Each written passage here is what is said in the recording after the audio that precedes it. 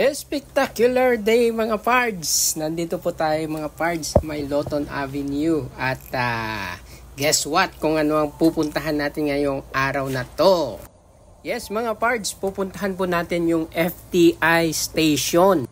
Part po ito ng North-South Commuter Railway. Ito po yung tinatawag nilang SCRP Contract Package S03B. At ito ay pinagsamang Layton Asia in joint venture with First Balfour. Ayan mga pards.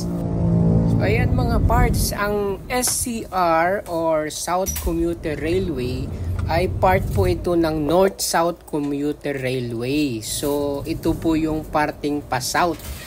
Ito yung segment na papuntang Laguna hanggang pa Quezon na to mga pards. So ito yung pag-uusapan natin ngayon. Alright. So ang SCRP mga pards ay may haba po itong 56 kilometers.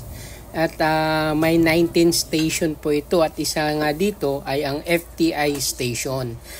Ang kagandahan ng station na itong mga pards ay interchange po ito, no? At ito ay magdudugtong doon sa Metro Manila Subway Project. So yan, at aalamin po natin yan mga pards.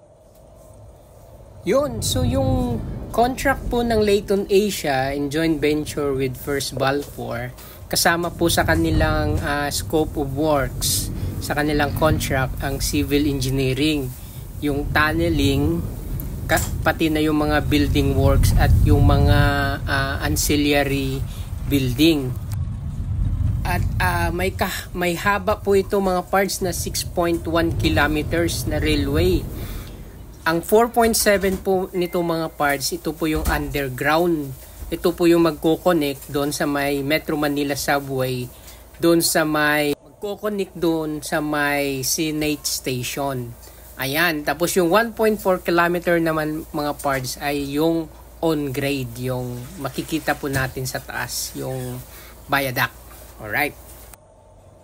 Yan mga parts. So itong SCR FTI station, ito yung kabuoang kahabaan nito mga parts. Isa ito sa magandang location kasi nga bukod sa malapit siya sa Arca South.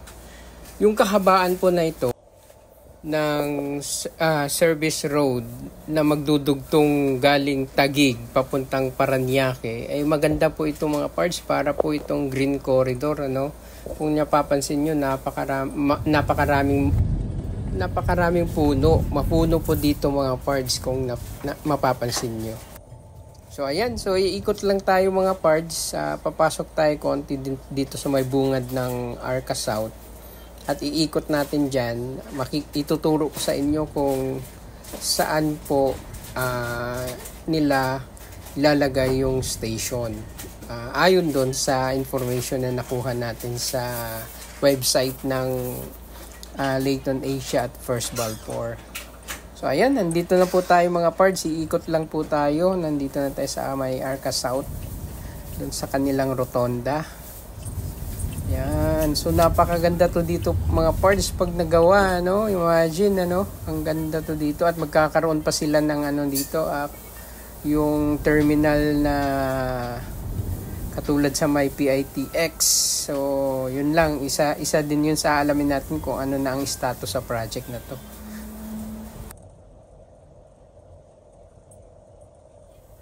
Ayan, paglabas po natin dito mga pards, yun na yung ano, dito na magsisimula yung station nila mga pards, ano.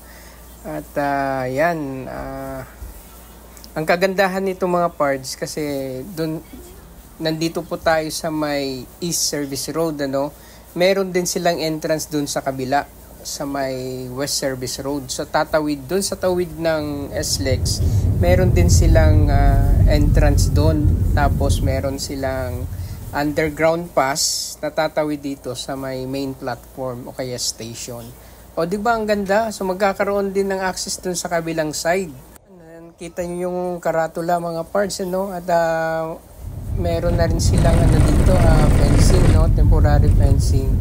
So So ayan, napaka-exciting tong project na to at sana magtuloy-tuloy na ito para maraming makinabang mga parts sa infrastructure project na to ng ating gobyerno. Alright, so ayan, so samahan niyo ako at babaybayin natin to hanggang dun sa dulo. Papasok dun sa may existing na Bicutan Station at doon na natin tatapusin yung vlog na ito.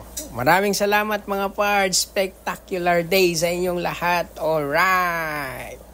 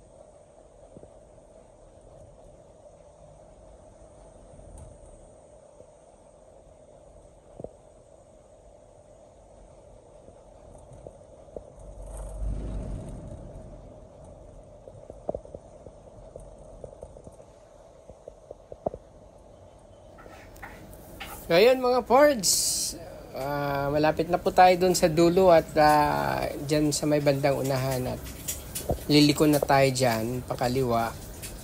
Diretso na tayo dun sa may lumang station ng Bicutan.